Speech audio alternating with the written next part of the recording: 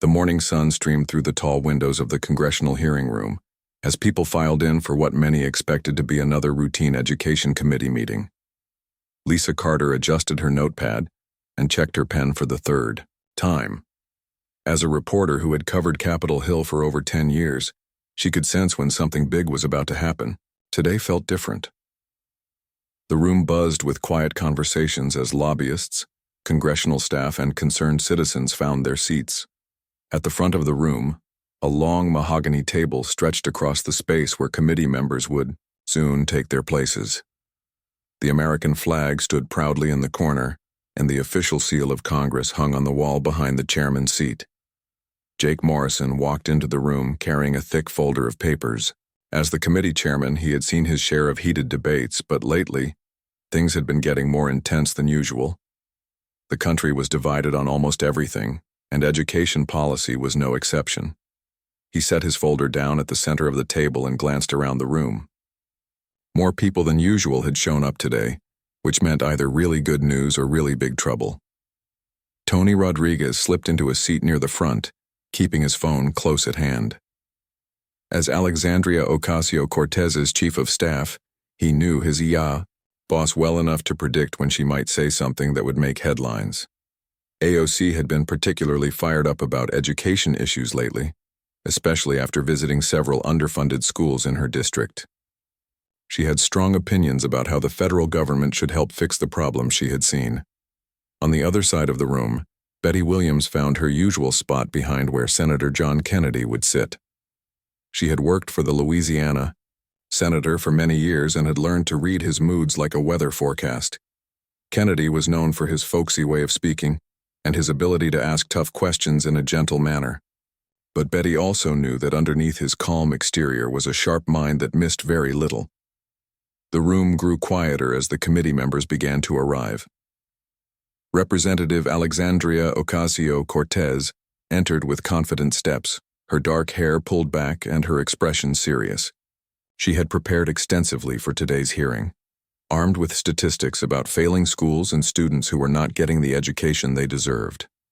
In her mind, this was not just about policy numbers on paper. This was about real children, whose futures hung in the balance.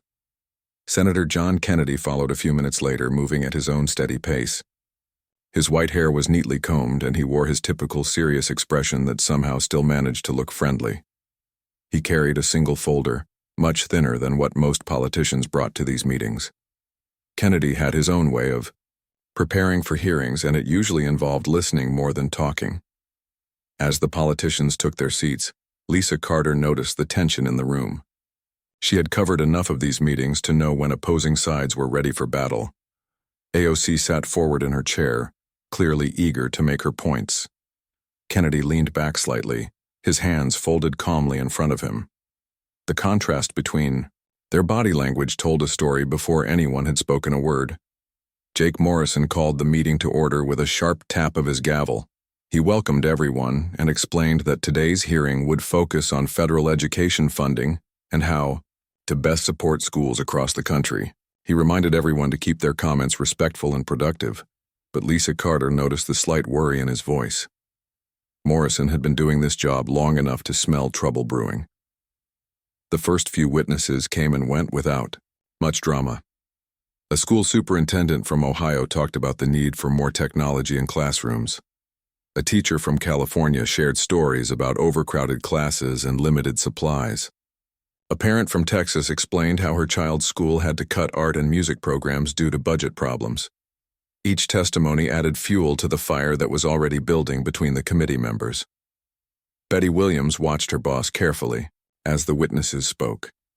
Kennedy took notes occasionally, but mostly just listened with that intense focus he was known for. She could tell he was processing every word, storing away information that he might use later.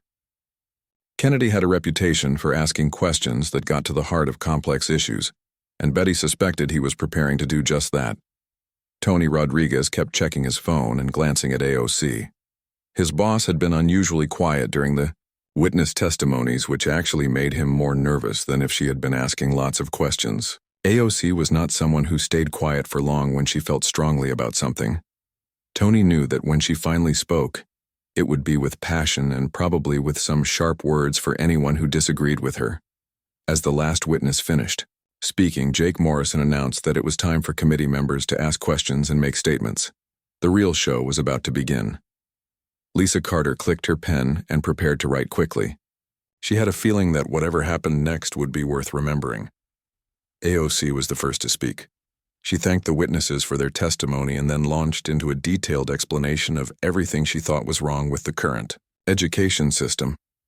She talked about schools that could not afford basic supplies, teachers who had to work second jobs to pay their bills, and students who were falling behind because their schools lacked resources.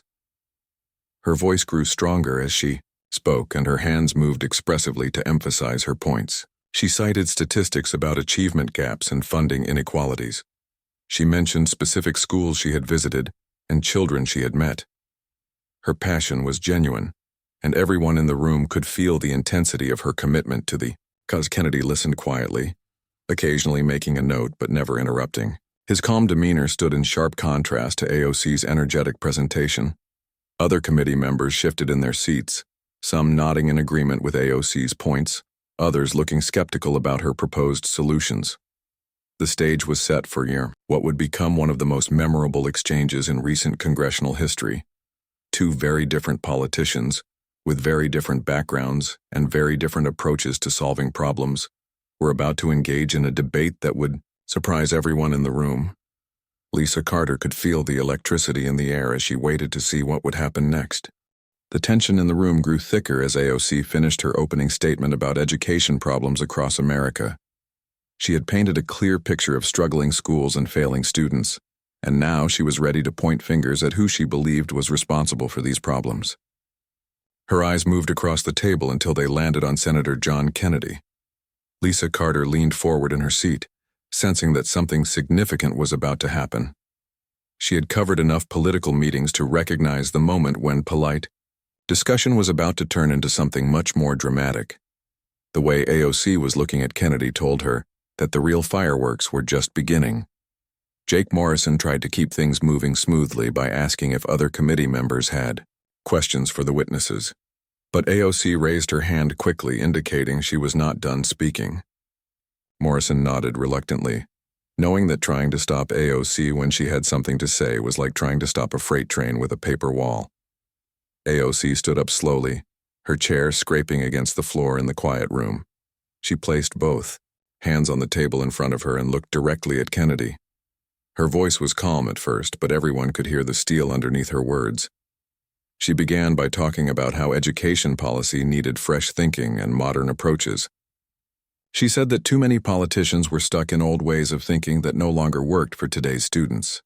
The problems facing schools today were different from the problems of 20 or 30 years ago, she explained, and solutions needed to come from people who understood the modern world. Tony Rodriguez felt his stomach tighten as he listened to his boss. He could tell by her tone that she was building up to something big, and he was not sure it was going to end well. He glanced around the room and saw that other people were also picking up on the change in atmosphere. The casual conversations that had been happening in the back of the room had stopped completely. Betty Williams kept her eyes on Kennedy, watching for any sign of how he was reacting to AOC's words. Her boss remained perfectly still, his hands folded in front of him, his expression calm and attentive. But Betty had worked with him long enough to notice the slight tightening around his eyes that meant he was paying very close attention to every word being said. AOC continued her speech, talking about how some politicians seemed to think that education policy could be handled the same way it was handled decades ago. She said that the world had changed dramatically, and educational approaches needed to change too. Students today face challenges that previous generations never had to deal with, she argued, and old-fashioned thinking was not going to solve new problems. The room was completely silent now, except for AOC's voice. Even the usual sounds of papers, rustling, and people shifting in their seats had stopped. Lisa Carter noticed that several other reporters in the room had put down their phones and were focusing entirely on what was happening at the committee table. Then AOC's tone shifted. She looked directly at Kennedy and said that some members of the committee might not fully understand the challenges facing modern education because of their own educational experiences. She suggested that politicians who had received their education in a different era, particularly in the traditional Southern school system, might not be equipped to address the complex problems that schools face today. A collective gasp went through the room. Several people in the audience exchanged shocked glances. Tony Rodriguez closed his eyes for a moment, knowing that his boss had just crossed a line that probably should not have been crossed. This was no longer a policy debate.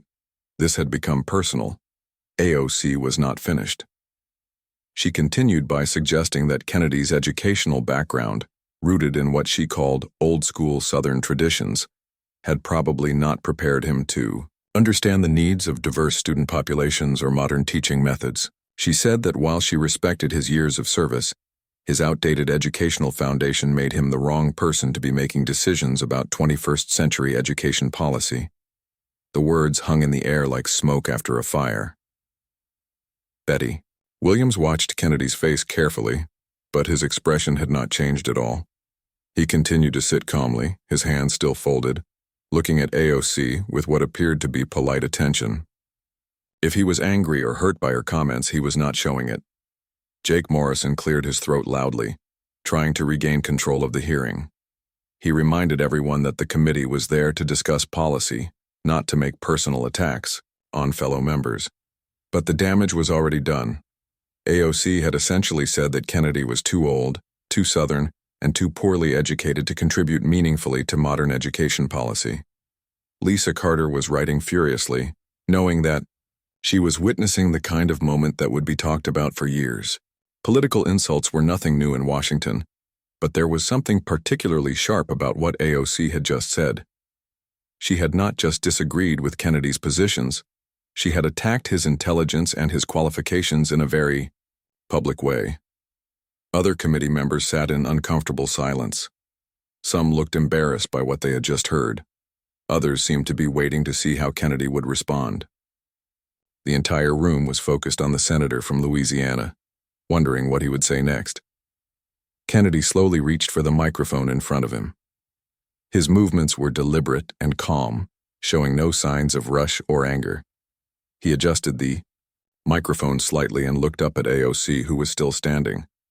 For a moment, the two politicians stared at each other across the committee table. Tony Rodriguez held his breath, wondering if his boss had just started a political war that neither side was prepared to fight. He knew AOC was passionate about education, but he also knew that personal attacks in congressional hearings usually ended badly for everyone involved. Betty Williams continued to watch Kennedy, recognizing the look on his face. It was the same expression he got when someone underestimated him, which happened more often than people might expect. Kennedy's folksy manner and gentle way of speaking often led people to think he was not as sharp as he really was. Betty had seen many people make that mistake over the years. The entire room waited to see what would happen next. AOC had thrown down a challenge that could not be ignored. She had questioned Kennedy's intelligence, his education, and his ability to do his job effectively. Now everyone wanted to know how the senator from Louisiana would respond to such a direct and personal attack. Kennedy cleared his throat softly and began to speak. Senator John Kennedy's voice was soft and steady when he finally spoke. The entire room leaned forward to hear him better, as if everyone was afraid they might miss something important. His Louisiana accent was gentle, almost musical, as he began, his response to AOC's harsh words. He started by thanking AOC for her passionate speech about education. He said he could tell that she cared deeply about students and teachers across the country, and that her concern was genuine and admirable. His tone was respectful, almost grandfatherly, which surprised many people in the room who had expected him to fight back with anger. Lisa Carter paused in her note-taking, confused by Kennedy's calm reaction. She had covered political fights for years, and this was not how they usually went. When politicians were attacked personally, they typically responded with their own attacks, but Kennedy seemed to be taking a completely different approach. Tony Rodriguez felt a small wave of relief wash over him. Maybe his boss's sharp words would not lead to the kind of ugly political battle that could hurt both politicians.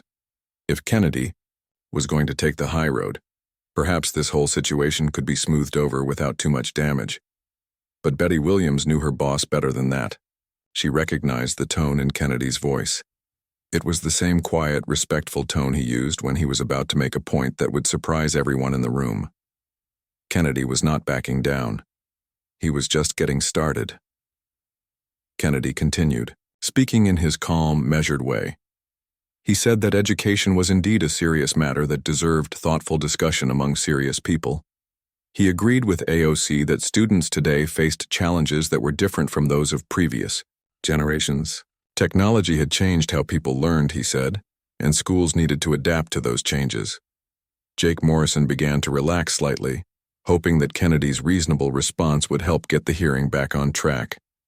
Maybe they could return to discussing actual education policy instead of personal attacks. He started to think about which witness should speak next, but then Kennedy's voice took on a slightly different tone. Still calm, still respectful, but with something else underneath. He said that while he appreciated AOC's concerns about his educational background, he thought it might be helpful to share a few details about his schooling, just so everyone in the room would have accurate information. The room grew even quieter if that was possible.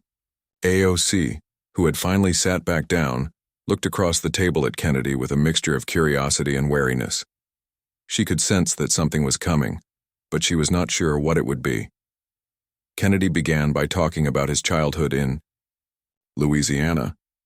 He said he had been lucky to grow up in a family that valued education, even though they did not have much money. His parents had worked hard to make sure he and his siblings could go to school and learn to read and write properly. Education had always been important in his family, he explained, not because they were wealthy or sophisticated, but because they understood that learning was the key to a better life. Betty Williams smiled slightly, remembering the stories Kennedy had told her about his early years. His humble beginnings were real, and he had never forgotten where he came from. But she also knew that his educational journey had taken him much further than most people realized. Kennedy said that after finishing high school in Louisiana, he had been fortunate enough to attend Vanderbilt University in Tennessee. He mentioned this almost casually, as if it was not particularly important. He said Vanderbilt had been a good school that had taught him to think critically and to question his own assumptions about the world. Some people in the room nodded, recognizing Vanderbilt as a respected university, but Kennedy was not finished. He went on to say that after Vanderbilt, he had been accepted to the University of Virginia School of Law. Again, he mentioned this in a matter-of-fact way, without any boasting or pride in his voice. AOC shifted, uncomfortably in her seat. The University of Virginia Law School was one of the most prestigious law schools in the country. This was not the educational background of someone who was stuck in old-fashioned thinking, as she had suggested. But Kennedy was still speaking, and she could tell he was not done revealing his qualifications. Kennedy said that law school had been challenging but rewarding. He had learned not just about legal principles, but about how to research complex problems and find solutions that worked for real people. The law, he explained, was not just about rules and regulations. It was about helping people live better lives and creating systems that were fair for everyone. Lisa Carter was taking notes rapidly now, realizing that this story was taking a turn she had not expected. Kennedy was not just defending himself against AOC's attack. He was systematically dismantling her argument by revealing facts that she clearly had not known when she made her comments. Tony Rodriguez was beginning to feel worried again. His boss had made assumptions about Kennedy's education that were turning out to be wrong. Very wrong. And Kennedy was revealing this information in such a calm, dignified way that it made AOC's earlier comments seem even more inappropriate than they had at the time. Kennedy paused for a moment, taking a sip of water from the glass in front of him. The pause seemed to last forever, and everyone in the room waited to see what he would say next. His calm demeanor had not changed, but there was something in his eyes that suggested he was not finished surprising people. He set down his water glass carefully and looked around the room at all the faces watching him. Then he looked directly at AOC, his expression still kind but now also somehow more serious. He said that he appreciated her concerns about whether his education had prepared him for modern challenges, and he wanted to make sure she had all the information she needed to make a fair judgment. The room was so quiet that people could hear the air conditioning system humming in the background. Betty Williams leaned forward slightly, knowing that her boss was about to reveal something that would change the entire tone of this hearing. She had seen him do this before, but it never got old watching people realize that they had seriously underestimated John Kennedy. Kennedy smiled slightly, a gentle expression that somehow made what he was about to say even more powerful. He was about to reveal the part of his educational background that very few people knew about, the part that would leave everyone in the room, including AOC, completely speechless. Kennedy's gentle smile remained on his face as he prepared to share the rest of his educational story. The room was so quiet that even the smallest sounds seemed loud. Someone coughed in the back, and it echoed like a gunshot. Everyone was waiting to hear what the senator from Louisiana would say next. He began by saying that after finishing law school at the University of Virginia, he had been given an opportunity that he had never expected. His voice remained calm and humble, as if he was talking about something that happened to other people, not to him. Kennedy said that sometimes life surprised you with chances you never thought you would get. AOC watched Kennedy carefully from across the table. She could tell that something big was coming, and she was starting to feel uncomfortable about the comments she had made earlier. The man sitting across from her was not the simple, old-fashioned politician she had thought he was. There were layers to John Kennedy that she had not seen before. Betty Williams could barely contain her excitement. She had been waiting for this moment ever since AOC had made her insulting comments about Kennedy's education. Very few people knew the full story of her boss's academic achievements, and she was about to watch him surprise everyone in the room. Kennedy said that after law school, he had been selected for something called a Rhodes Scholarship. He mentioned this in the same quiet, matter-of-fact way he had talked about everything else, as if it was just another step in his education. But several people in the room gasped when they heard those words. Lisa Carter dropped her pen. A Rhodes Scholarship was one of the most prestigious academic honors in the world. Only the brightest students from each country were chosen each year to study at Oxford University in England. It was the kind of achievement that most people would put at the top of their resume and talk about for the rest of their lives. Tony Rodriguez felt his heart sink. His boss had just attacked the educational background of a Rhodes Scholar. AOC had suggested that Kennedy was too poorly educated to understand modern problems, but Rhodes Scholars were chosen specifically because they were exceptional students who could think about complex issues in new and creative ways. Kennedy continued his story, explaining that the Rhodes Scholarship had allowed him to study at Oxford University in England. He said it had been an incredible opportunity to learn from some of the smartest people in the world, and to study alongside students from many different countries. The experience had taught him that there were many different ways to approach problems and that good ideas could come from anywhere. Jake Morrison sat back in his chair, stunned by what he was hearing. He had known Kennedy for years and had always respected him as a thoughtful politician, but he had never known about the Rhodes Scholarship. It explained a lot about why Kennedy was so good at asking the right questions and getting to the heart of complicated issues. AOC's face had gone pale. She realized that she had made a terrible mistake in attacking Kennedy's educational background without knowing the facts. A Rhodes Scholar who had studied at Oxford University was not someone who was stuck in old-fashioned thinking. These were exactly the kind of people who were trained to understand complex modern problems. Kennedy said that at Oxford, he had studied at Magdalen College, one of the oldest and most respected colleges at the university. He had learned about different legal systems and had studied with professors who were experts in their fields. But more importantly, he said, he had learned how to listen to different viewpoints and how to find common ground between people who disagreed with each other. The audience was completely silent. Many people had heard of Oxford University, and they knew it was one of the best schools in the world. The idea that the folksy senator from Louisiana was actually an Oxford graduate was almost too surprising to believe. Betty Williams was proud of how her boss was handling the situation. Kennedy could have been arrogant about his achievements. He could have embarrassed AOC by pointing out how wrong she had been. Instead, he was sharing his story in a way that was educational rather than boastful. Kennedy went on to explain that, after Oxford, He had returned to the United States and had gone back to the University of Virginia to study civil law. He said that this additional legal training had helped him understand how different legal systems worked and how laws could be written to help ordinary people solve their problems. Lisa Carter was writing as fast as she could, knowing that this story would be front-page news by tomorrow morning. The quiet senator, who many people thought was just a simple country politician, had turned out to have one of the most impressive educational backgrounds in all of Congress. Kennedy paused again, looking around the room at all the shocked faces. He said that he was grateful for all the educational opportunities he had been given, but that the most important thing his education had taught him was humility. The more he learned, he explained, the more he realized how much he still did not know. AOC finally found her voice. She said that she had not known about Kennedy's educational background, and she apologized for making assumptions. Her voice was much quieter than it had been earlier, and she looked genuinely embarrassed about what she had said. But Kennedy was not finished. He said that while he was proud of his formal education, some of his most valuable lessons had come from outside the classroom. He had learned important things from farmers in Louisiana who had never been to college, but who understood the land and how to work with it. He had learned from teachers in small towns who made miracles happen every day with limited resources.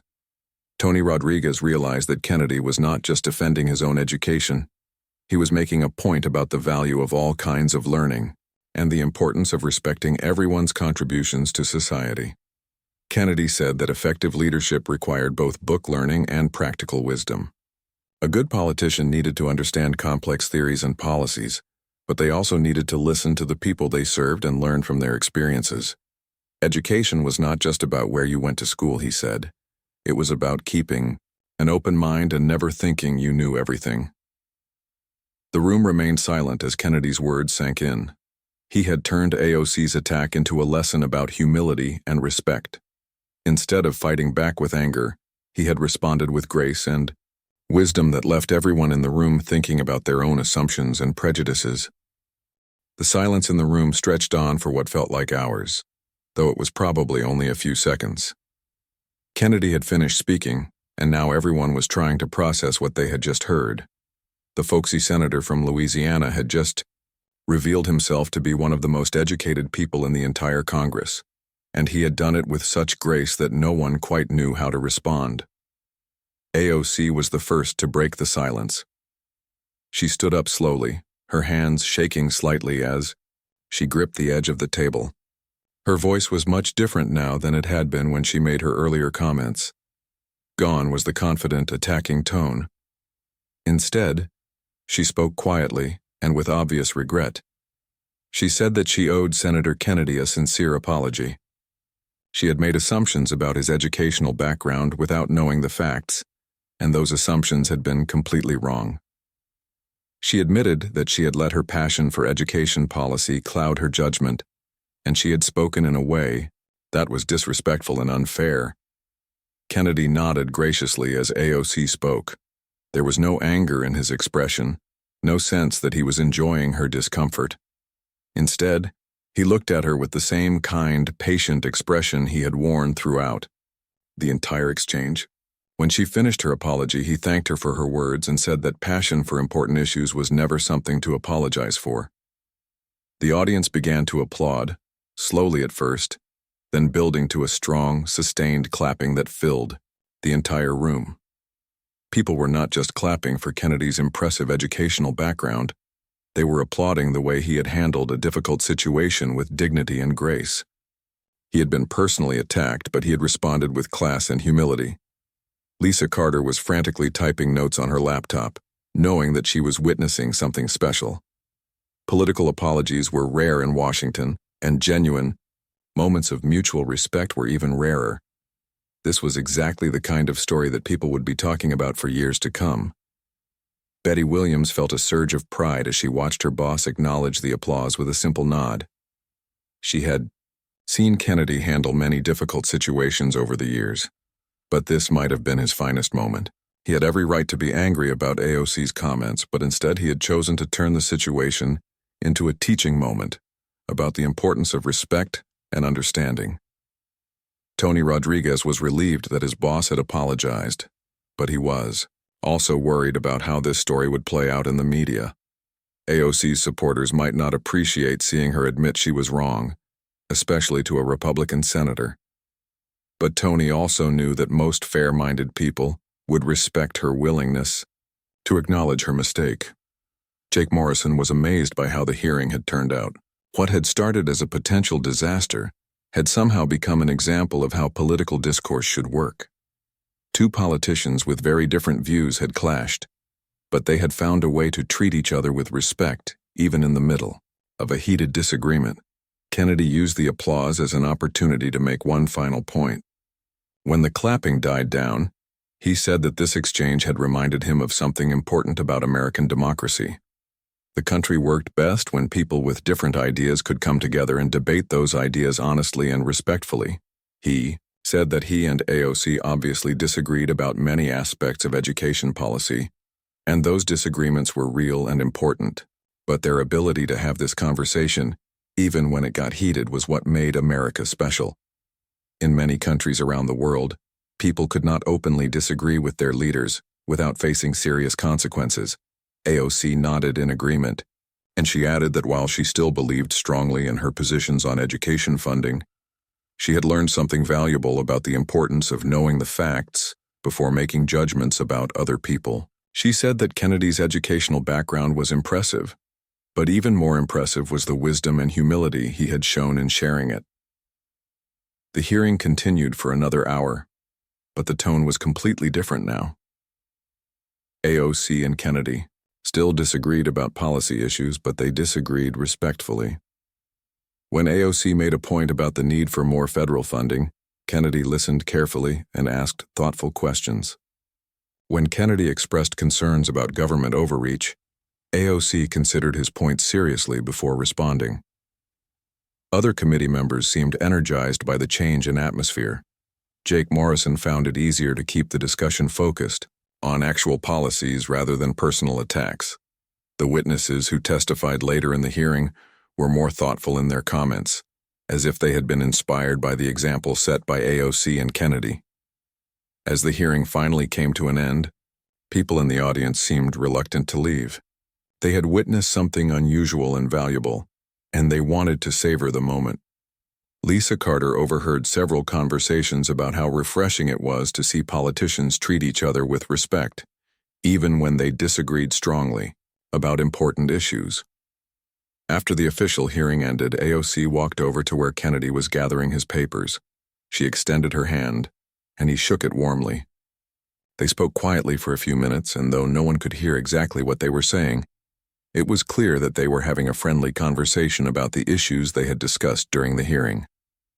Betty Williams and Tony Rodriguez found themselves standing near each other as they waited for their bosses to finish talking.